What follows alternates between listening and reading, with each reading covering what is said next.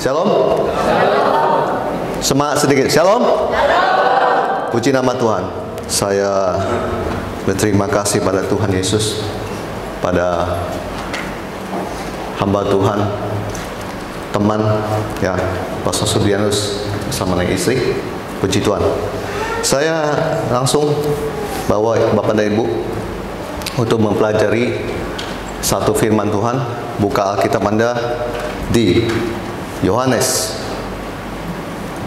pasal 12, pasal 1. Ini volumenya turunin sedikit, nanti saya teriak dia agak feedback.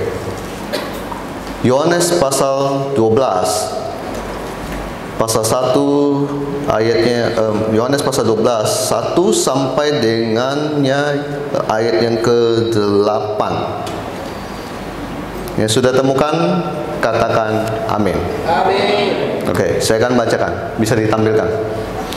6 hari sebelum Paskah, Yesus datang ke Betania, tempat tinggal Lazarus yang dibangkitkan Yesus dari antara orang mati. Di situ diajarkan perjamuan untuk dia dan Marta melayani. Sedang salah seorang yang turut makan dengan Yesus adalah Lazarus. Maka Maria mengambil setengah kati minyak narwastu murni yang mahal harganya, lalu meminyaki kaki Yesus dan menyikanya dengan rambutnya. Dan bau minyak semerbak di seluruh rumah itu. Tetapi Yudas Iskariot, seorang dari murid-murid Yesus yang akan segera menyerahkan dia, berkata, "Mengapa minyak narwastu ini tidak dijual 300 dinar dan uangnya diberikan kepada orang-orang miskin?" Hal itu dikatakannya bukan karena ia memperhatikan nasib orang-orang miskin, melainkan karena ia adalah seorang pencuri. Ia sering mengambil uang yang disimpan dalam kas yang dipegangnya. Maka kata Yesus, "Biarkan dia melakukan hal ini, mengingat hari penguburanku. Karena orang-orang miskin selalu ada pada kamu, tetapi aku tidak akan selalu ada pada kamu." Bapak dan Ibu, kalau Bapak dan Ibu mempelajari tentang Yohanes pasal 12 ayat 1 sama dengan ke-8 ini berbicara tentang suatu peristiwa Yesus diurapi di Betania. Nah, di ayat yang kedua, di situ dikatakan, di situ diadakan perjamuan untuk dia dan Marta melayani. Marta, Maria, Lazarus, ini semua saudara. Nah, lalu dikatakan lagi, sedang salah seorang yang turut makan dengan Yesus adalah Lazarus. Bapak dan Ibu, saya mau membahas ada yang sesuatu peristiwa menarik, yang menarik perhatian saya adalah di ayat ketiga dan juga di ayatnya ke-7 dan 8. Di mana dikatakan, maka Maria mengambil setengah kati minyak narwastu murni yang mahal harganya. Bapak dan Ibu kalau tahu minyak narwastu ini minyak yang wangi dan disukai oleh orang Yahudi. Dan ini minyak harganya mahal. Saya sekarang mengajak Bapak dan Ibu untuk memperhatikan siapa sebenarnya Maria ini. Maria ini saya catat di dalam catatan saya adalah dia adalah orang yang dibebaskan oleh Tuhan dari 7 roh jahat yang mengikat dia. Di Lukas pasal 8 ayat 2. Dan kemudian Maria ini siapa? Maria adalah saudara dari Lazarus dan menyaksikan bagaimana saudaranya ini dibangkitkan oleh Yesus di Yohanes pasal 11 ayat 44. Bapak dan Ibu akan menemukan hal itu. Lalu kenapa saya menarik mundur cerita ini? Saya sedang mau membicarakan tentang orang ini, sikap dia khususnya. Pak Bu, perhatikan baik. Saya menemukan bahwa Maria ini, dia adalah orang yang pernah ditolong oleh Tuhan. Amin. Kok sepi? Amin. Amin. Pak Bu, Maria adalah orang yang pernah ditolong oleh Tuhan. Ya, jadi singkat cerita ada dicatat di Alkitab di Lukas pasal 8 ayat 2 dikatakan dia dilepaskan dari 7 roh yang mengikat dia. Berarti saya bisa membayangkan bahwa hidup Maria waktu diikat oleh 7 roh itu pastinya menderita. Perhatikan baik, saya ada pelayanan di Kalimantan Barat, di Kalimantan Tengah, bahkan di Sumba, khususnya di daerah Sumba NTT itu saya banyak menemukan bahwa ada banyak orang yang diikat oleh roh jahat, hidupnya tidak pernah baik. Dia menderita sakit yang nggak pernah sembuh. Dokter nggak bisa menyembuhkan dia. Rumah sakit nggak bisa berbuat apa. Bertahun-tahun begitu keadaannya. Sampai kita datang, Tuhan Yesus membebaskan mereka. Nah, sekarang saya mau ngomong begini. Pak, Bu, Maria adalah orang yang tahu berterima kasih pada Tuhan. Sampai di sini dulu. Maria adalah orang yang tahu berterima kasih pada Tuhan. Dari mana saya tahu? Dari perbuatan dia ini. Maria adalah orang yang pernah Tuhan bebaskan dari 7 roh jahat. Dan dia tahu bahwa hidup dia itu dulu sangat menderita karena diikat oleh 7 roh jahat ini. Pak, Bu, kalau hari-hari ini hidup kita sudah ditebus oleh Tuhan. Mungkin ada yang selama ini mengalami perjumpaan dengan Tuhan sebelum jadi Kristen, dulu masih agama yang lain. Ya, ketika bertemu dengan Tuhan di jamaah Tuhan disembuhkan. Katanya dulu sakit-sakitan nggak pernah sembuh. Mengalami perjumpaan dengan Tuhan pada saat didoakan sembuh. Bahkan ada yang maaf kata ekonominya miskin. Mengalami perjumpaan dengan Tuhan, diberkati oleh Tuhan, kemudian jadi diberkati. Bisnisnya makin bertambah, makin buka cabang di mana-mana. Ada juga dulu yang dimana dia suami istri sering sekali bertengkar. Sampai bicara sama saya mau bercerai Pak Pendeta. Tapi Tuhan pulihkan. Saya mau lanjut begini pertanyaan saya. Apakah masih Anda punya rasa untuk Anda berterima kasih sama Tuhan? Saya banyak menemukan orang tidak, lupa. Awal-awal 1 bulan iya, bulan kedua iya, bulan ketiga sudah lupa. Saya melihat Maria ini juga orang yang menyaksikan saudaranya bagaimana kuasa Tuhan bekerja dalam keluarga dia. Jadi bukan saja dia mengalami kebaikan Tuhan, tapi keluarga dia, saudara dia, Lazarus mati 4 hari sudah busuk. Secara biologi, secara pengetahuan busuk. Yesus mengadakan mujizat. Yang busuk tidak jadi busuk, tetapi dia bangkit. Karena Yesus yang membangkitkan dan memanggil dia keluar dengan kuasanya yang luar biasa. Dia sudah menyaksikan semua perbuatan Tuhan yang begitu banyak. Makanya saya nggak heran kalau dia pasal 12 ayat 3 itu memotivasi, mendorong Maria itu berbuat sesuatu pada Tuhan. Apa itu sesuatu?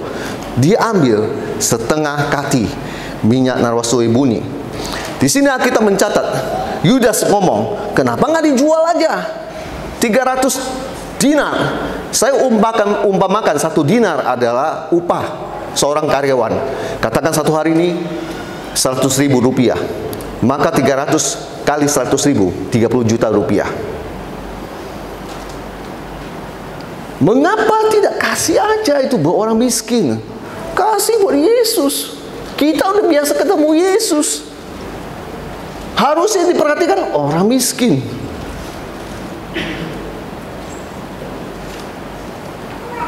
Tapi saya menemukan begini, Pak Bu, bahwa ini Maria, dia ambil sikap yang menurut orang sepatutnya nggak begitu. Tapi dia ambil sikap, dia berani berkorban buat Tuhan. Haleluya.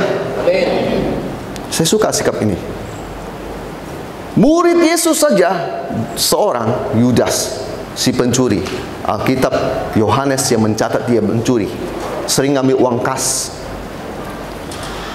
Protes. Tetapi saya lihat Maria ini orang yang berbuat begitu. Landasannya apa? Mencintai Tuhan, mengasihi Tuhan. Apa sih yang memotivasi dia untuk berani kasih, maaf kata, 30 juta uang dia tuh buat Tuhan? Apa sih kalau bukan kasih? Pak Bu, saya kalau bilang saya mengasihi istri saya nggak berani memberi buat dia.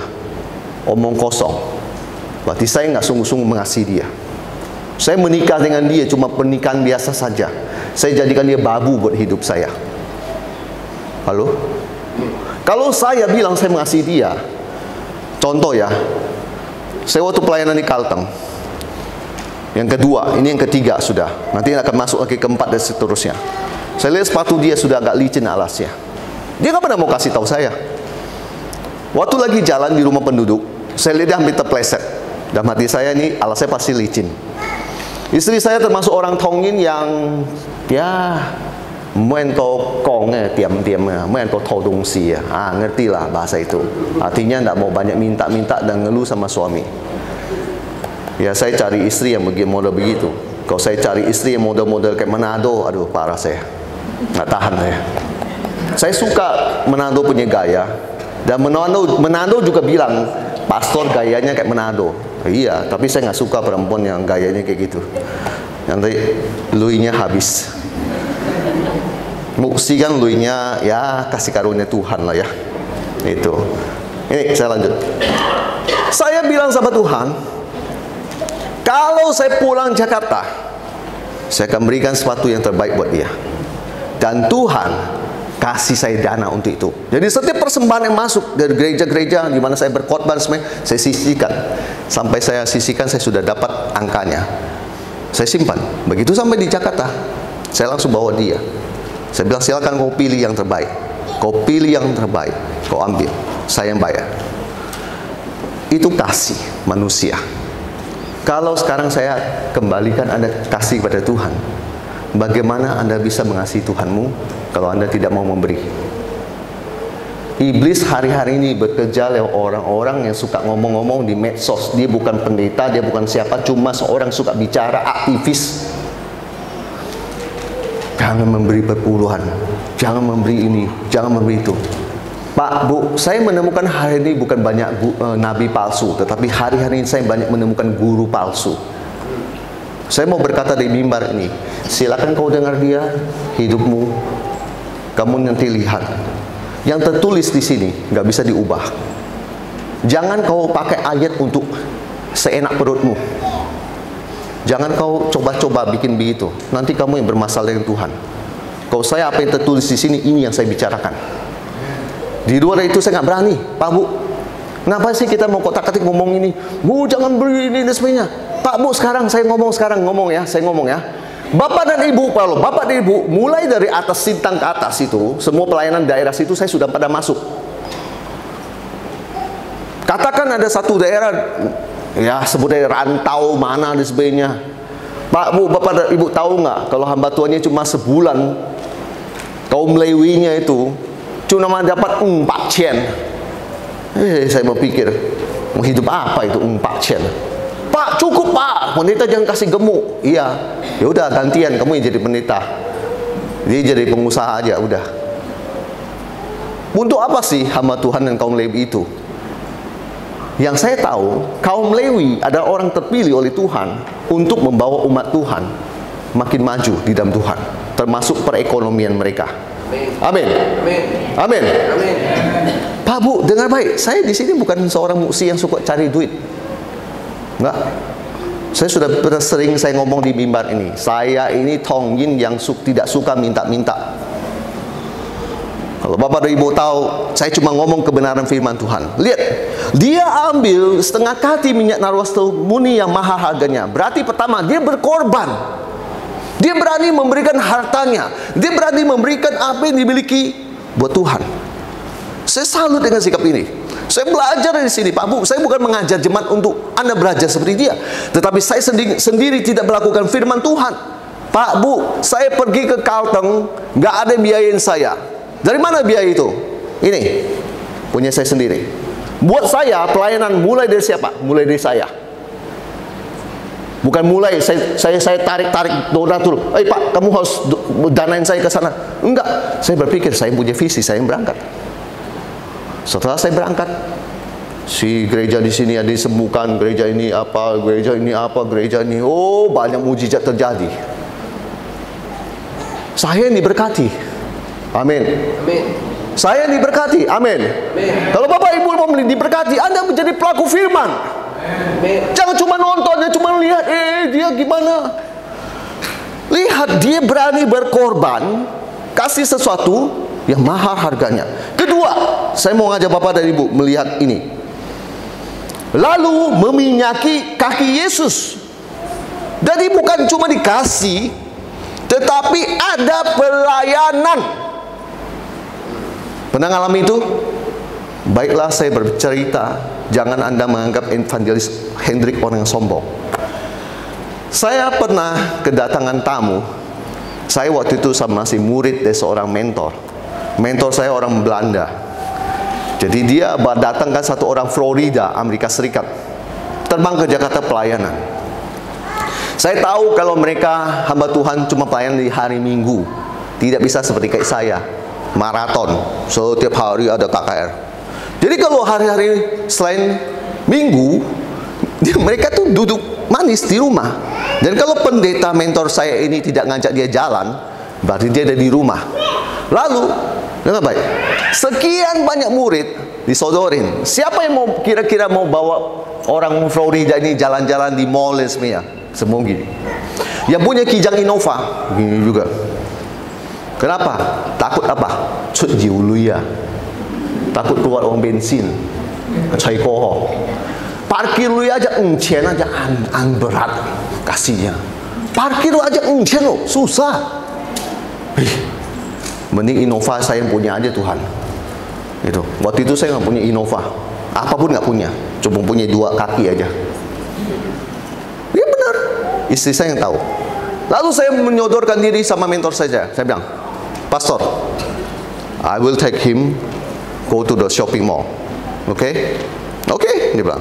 Ya sudah, bayangkan, rumah saya di Grogol, saya jemput ke Kebun Jeruk. Itu taksi. Dari Kebun Jeruk, bawa dia ke Mall Ciputra. Itu taksi lagi. Siapa yang bayar? Saya lah yang bayar. Sampai di tempat makan, saya yang bayar. Dengan baik, saya yang bayar. Lalu dia suka apa kayak live musik begitu. Orang bule kan suka yang gitu-gitu. Saya kasih dia dengar, silakan. Happy aja udah. Saya bayar lagi. Tahu Pak, Bu? Saya pergi ke Matahari, saya ajak dia, iseng aja, cuma lihat. Saya nggak menyangka ternyata orang Amerika itu sangat suka barang-barang Asia. Rupanya barang Asia itu murah meriah. Wah, dia bilang, ini murah sekali, very cheap. Dia bilang gitu, dia coba-coba di kakinya. Saya cuma senyum-senyum aja. Jadi pastor mau beli, saya bilang gitu. Oh iya, saya mau beli. Tapi sekarang anak muda, uang saya ketinggalan di kamar saya. Nanti kamu tolong saya bayarin, pulang saya bayarin kamu. Saya dengar gitu, tahu jawaban saya apa? Saya bilang, don't worry, I will pay for you. Saya akan bayar buat kamu. Silakan kau coba yang kau suka. Coba-coba. Tapi dia karena apa pramugari yang tukang jaga toko itu nggak ada di situ. Dengar baik. Dia udah nggak mau beli. Padahal dia mau beli, tapi nomornya nggak ada. Ingat, saya sudah tahu orang ini pengen banget. Saya mau senangkan hati dia. Saya panggil, kasih nomor ini, kasih nomor ini. Nggak cocok, apa? Dia duduk karena dia gemuk, susah begini. Saya pakaikan di kaki dia. Waktu saya pakai, anciu, bola canmui. Bau terasi. Ya, saya kan ngomong apa adanya, nggak apa-apa dong. Ya kan saya ngomong apa adanya, saya bukan menghina dia. Dia sudah almarhum. Saya pakaikan di dia. Kemudian habis itu saya ke kasir. Saya pakai kartu saya bayar. Udah bayarin, saya pakaikan di kaki dia. Itu seperti Maria sudah kasih minyakin ke kaki Yesus. Itu pelayanan. Saya namakan itu pelayanan. Jangan seperti bos gede lah, baru kasih cuma sip tiao kayak gitu. Jangan begitu. Miliki hati mau melayani. Amin. Saya suka orang ini sudah kasih, berkorban, tapi dia masih minyaki kaki Yesus. Artinya dia melayani loh. Lanjut, yang ketiga. Dan menyikanya dengan rambutnya. Pak, Bu, saya berpikir orang ini sudah kasih harta, minyaki kaki, sekarang dia taruh kepala. Kau buat kita orang Tongyin, kita nggak suka kepala ini dijambak-jambak atau dipukul-pukul atau diapain sama orang. Kita nggak suka. Sekah itu minyak di kaki Yesus. Ini orang meletakkan kehormatan dia di bawah kaki Yesus. Berarti saya berpikir ini orang pengabdian full. Dari mana Bapak tahu? Ya ini. Cuma Maria Magdalena yang melakukan itu. 12 murid saya nggak menemukan ada itu. Saya nggak heran kemudian hari di Markus pasal 16 Alkitab kan mencatat soal Paskah kan, kebangkitan Yesus. Siapa yang pertama melihat Yesus bangkit? Alkitab mencatat Maria Magdalena. Petrus tidak, Yohanes tidak, yang lainnya Thomas apalagi tidak. Hanya Maria Magdalena. Saya berpikir pastinya kalau Yesus kasih contoh-contoh, kalau saya datang ke Sintang, kira-kira kalau orang yang pertama saya cari, pastinya orang bagi saya itu ada orang yang paling dekat dengan saya. Saya mau cari dia. Sampai susah-susah, jauh-jauh saya datang sini. Saya paling pertama saya pasti cari dia. Berarti itu orang, ya buat saya ini, kecuali memang sejalur atau apakah gitu sebenarnya itu lain urusan lagi, lain alasan lagi. Tapi saya mau berkata begini, kalau sampai Yesus pertama kali menampakkan diri pada seseorang, ini seseorang itu adalah Maria Magdalena, menurut saya sah-sah saja. Karena Maria Magdalena kasihnya sama Tuhan luar biasa. Amin. Amin. Amin. Begini, Pak, Bu. Yudas protes. Yudas beralasan, daripada kamu gitu, mendingan kasih buat orang miskin. Kan kesannya sangat rohani dan sangat gimana ya, rohani lah pokoknya. Kasih buat orang miskin saja, guru nggak apa-apa dan sebagainya. Saya pikir ketika Yudas sounding begitu di depan orang banyak, mungkin Yesus kemudian akan menyetujuinya dan bilang, iya benar, kata Yudas Iskariot, kasih buat orang miskin. Mari bereskan minyak itu, kasih buat orang miskin saja. Rupa-rupanya Yesus menyetujui perbuatan Maria Magdalena. Dan saya mau berkata, kalau begitu Yesus tidak pernah setuju dengan si pencuri itu yang punya alasan mau kasih buat orang miskin. Jadi kalau hari ini bahkan ada yang berkata begini, maaf, saya terserah kalau orang mau menganggap khotbah saya gimana, tapi saya punya pendirian atas firman Tuhan ini. Lebih baik kamu kalau orang tuamu sakit, perpuluhanmu, kasih saja buat orang tuamu. Gereja sama orang tua lebih penting. Mari saya berdiri di atas kebenaran dan saya ngomong, kalau saya percaya Tuhan selalu sediakan uang buat saya kasih buat Tuhan. Jadi saya nggak usah ngambil uang Tuhan buat kasih ke mama saya. Ada amin? Amin. Ada amin? Amin. Sebagian mama saya orang gereja Injili. Mama saya aja tanya, kau lihat itu Hendrik, itu khotbah orang itu. Menurut mama nggak demikian. Mama saya orang Tongin aja, orang gereja Injil tahu mana buat Tuhan, mana buat manusia. Saya selama bertahun-tahun nggak pernah menelantarkan mama saya. Saya nggak pernah menelantarkan mereka susah atau apa. Mereka mau berobat, uang saya lagi nggak ada.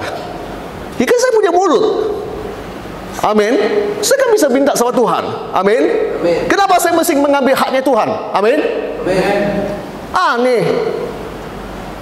Justru kamu mengambil hak dunia Tuhan, itu kamu nggak punya iman. Saya salut sama mama saya bilang, ini pendeta nih ngomong kok begitu. Saya di sini bukan membahas pendeta ini salah, pendeta ini salah, pendeta ini benar. Bukan, saya membahas firman Tuhan. Kalau kamu tahu itunya bagian dari Tuhan, jangan kau ambil. Udah biarin aja, kasih. Habis kasih nggak ada duit. Dengar baik. Kau punya mulut, kau berdoa. Tuhan, uangmu udah habis loh. Kasih buat saya. Mama saya lagi butuh, sedang sakit. Saya mau memberi buat mama saya. Salah? Nggak salah. Dijawab. Di dalam nama Yesus, doa saya selalu dijawab oleh Tuhan. Amin.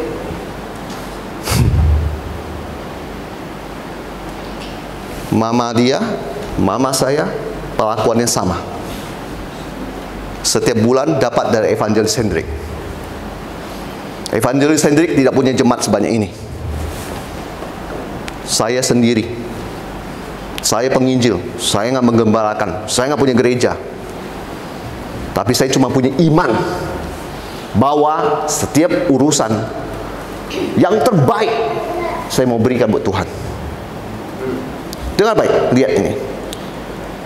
Dia ngomong gini, biarkan dia melakukan hal ini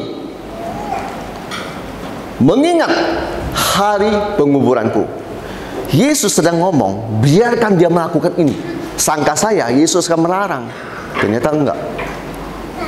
Yesus justru ngomong, si Maria mempersembahkan yang terbaik. Kenapa kalian mau larang dia?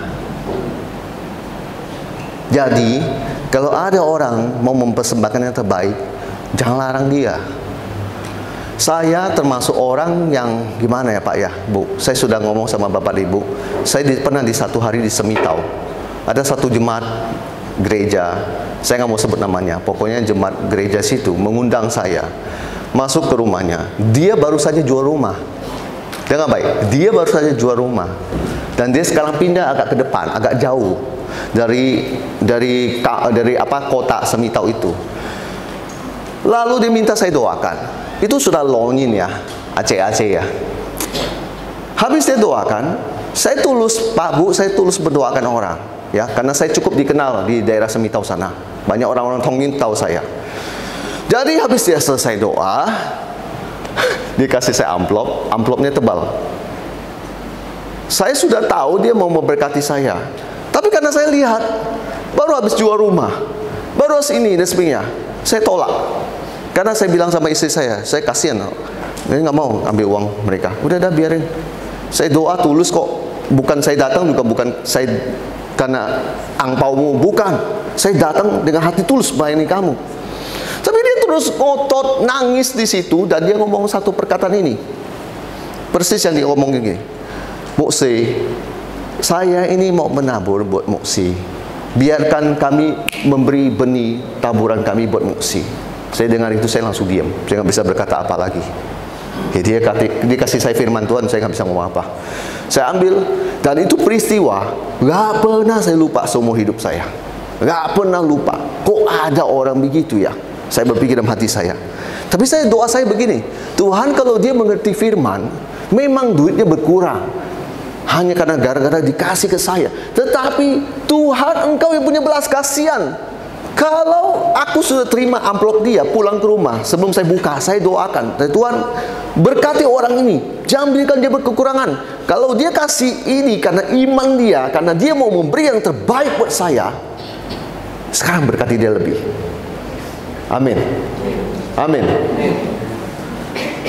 Bapak Ibu kan sudah saya ngomong, saya bukan muksi yang suka cari uang. Bukan. Bapak dan Ibu lihat dari pelayanan kami. Kalau benar-benar muksi mau cari uang, ngapain kemarin malam masuk ke Sungai Pensik? Aduh, itu gini. Sampai sekarang ini masih sakit ini Pak Bu. Sini ya sakit, semua sakit. Tadinya saya pikir saya mau soimu aja, nggak datang khotbah lah. Tapi udah, saya pikir udah minta schedule dari hambanya. Pagi nih harus khotbah di sini lagi, pulang udah unhot udah. Tapi ya udahlah, Tuhan aku percaya semua akan baik-baik saja. Saya melihat Yesus menghargai pemberian terbaik dari Maria Magdalena. Makanya dia tidak pernah melarang itu. Bahkan dia ngomong, biarkan dia melakukan hal ini mengingat hari penguburanku. Yang terakhir, karena orang-orang miskin selalu ada pada kamu, tetapi aku tidak akan ada selalu pada kamu. Yang terakhir gini, Pak Bu, kesempatan menabur yang Maria lakukan, ternyata itu kali terakhir dia berjumpa dengan Yesus selain di kayu salib dan di penampakan Yesus setelah dia bangkit. Habis itu nggak bisa lagi bikin begini. Saya pernah bertanya sama diri saya sendiri, sampai kapan nih Tuhan aku mau keliling-keliling terus? Tapi kemarin saya sudah tanya sama Tuhan. Tuhan kasih saya tunjuk peta Borneo. Dia bukan Kalimantan Barat, peta Borneo. Saya sudah ada dari wilayah barat, saya turun ke Kalteng, makin ke sebelah sini kanan. Kemarin di Kalteng naik lagi ke Kalsel.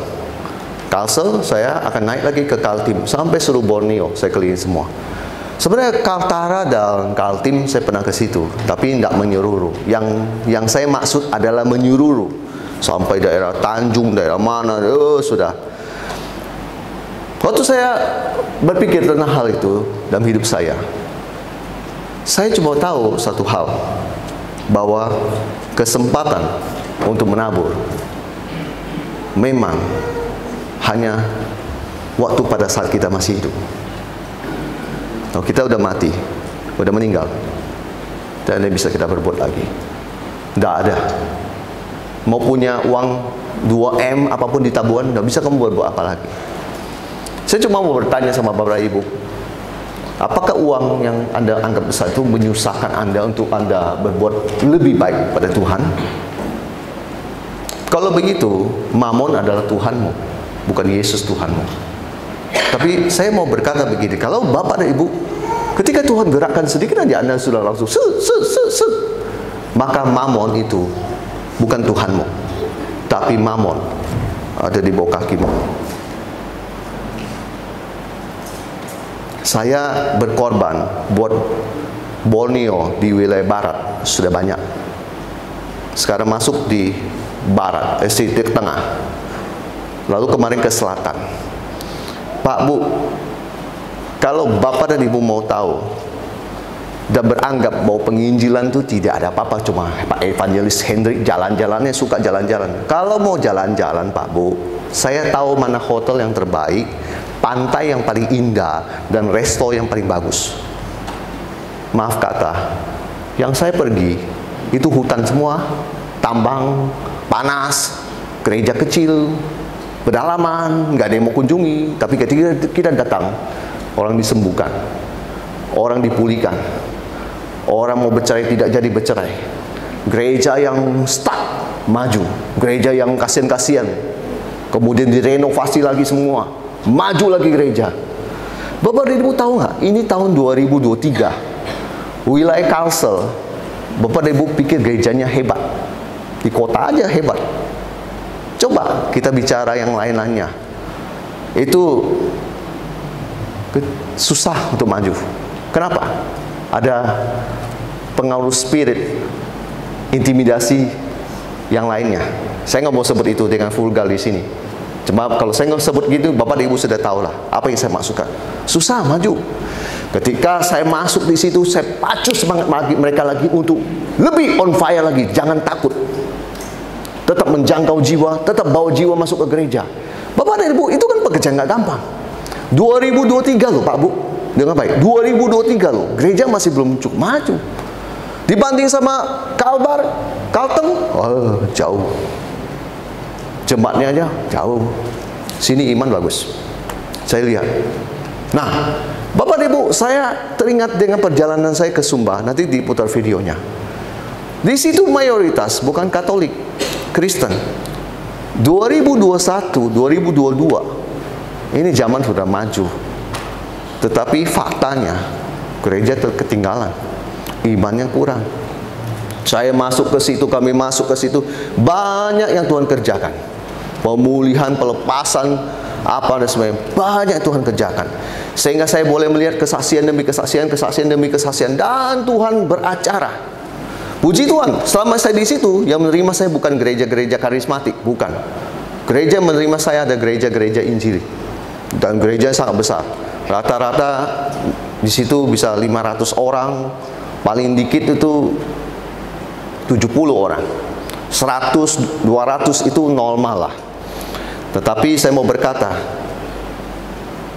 hamba Tuhan karismatik mencoba masuk ke situ, nggak diterima. Saya masuk diterima, ya kan puji Tuhan. Berarti Tuhan kasih saya jalan. Dan saya bisa pindah dari gereja ini ke gereja ini, ke gereja ini, ke gereja ini. Dan saya menemukan Injil disebarluaskan.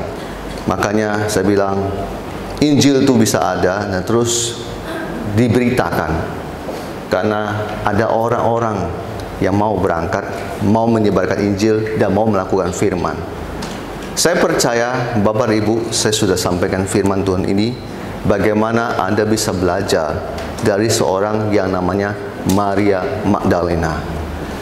Maria, dia memberi yang terbaik yang dia punya, yang terbaik. Dan yang kedua, Maria bukan saja memberi, tapi dia melayani. Yang ketiga, Maria meletakkan semua kehormatan dia untuk Yesus. Dia nggak pernah berpikir panjang. Sebuah contoh orang yang luar biasa. Boleh sambil keyboard. Di G aja bro. Pak, Bu, biarkan firman Tuhan mendrive hidupmu, bukan perasaanmu. Turunkan sedikit volumenya bro. Biarkan firman Tuhan menguasai hatimu. Biarkan kasihmu akan Yesus mendorong Anda untuk Anda mengasihi Tuhan lebih lagi. Percayalah, ketika kita melakukan firman, kita yang diberkati, bukan orang lain. Saya sendiri aja bertahun-tahun mau belajar terus menjadi pelaku firman. Saya bertahun-tahun mau selalu ikut Yesus dengan sungguh-sungguh. Saya pada pagi menjelang siang ini mau bertanya kepada Bapak dan Ibu terkasih. Adakah di sini? Yang pertama yang saya mau bertanya dulu. Anda mendengar khotbah ini, kemudian Anda, Tuhan jamah hatinya. Anda mau didoakan, maju ke depan. Sebelum saya ngomong yang kedua tentang orang sakit. Ya, Tuhan gampang sembuhkan orang sakit buat saya. Tetapi saya pikir lebih lagi, kalau orang mau serahkan hatinya buat Tuhan, Tuhan ubahkan. Itu yang paling utama.